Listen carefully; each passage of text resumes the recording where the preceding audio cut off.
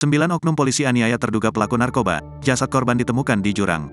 Dul Kosim, warga Kelurahan Tugu Utara, Koja, Jakarta Utara, tewas dianiaya 9 anggota Polda Metro Jaya dan jasadnya ditemukan di dasar jurang, wilayah Bandung, Jawa Barat. Dul Kosim sebelumnya diamankan aparat Polda Metro Jaya terkait dugaan kasus narkoba.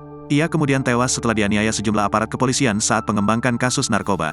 Dalam kasus ini, ada 9 orang polisi yang terlibat dalam tewasnya Dul Kosim alias Deka. Dari 9 orang tersebut, 7 orang sudah ditetapkan sebagai tersangka dan dilakukan penahanan. Adapun 7 polisi yang sudah ditetapkan tersangka diantaranya AB, AJ, RP, FE, JA, EP dan YP sementara. 1 orang dikembalikan ke bidang Propam Polda Metro untuk pemeriksaan etik dan 1 polisi lainnya berinisial S masih buron. Atas perbuatannya, para pelaku kini terancam mendapat sanksi pemberhentian tidak dengan hormat, PTDH, atau pemecatan.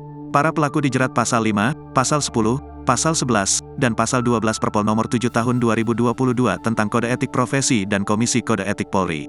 Selain itu, polisi menjerat para pelaku dengan Peraturan Pemerintah RI nomor 1 tahun 2023 tentang pemberian tidak dengan hormat terhadap seluruh pelanggar.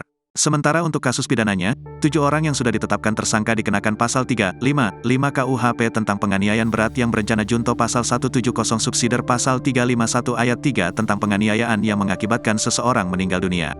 Jasad Dul Kosim sebelumnya ditemukan seorang sopir truk yang sengaja berhenti di tepi jalan untuk buang air kecil di Kampung Cirangrang, Desa Sumur Bandung, Kecamatan Cipat, Kabupaten Bandung Barat pada Senin, tanggal 24 Juli tahun 2023.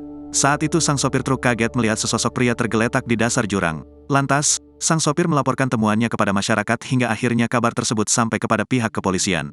Saat ditemukan, korban dalam kondisi tertelungkup dan di dekat mayat ditemukan sepeda motor Honda Beat berwarna putih dengan nomor polisi B67889BJN lengkap dengan kunci motor yang masih menggantung. Awalnya polisi menduga pria tersebut korban kecelakaan tunggal.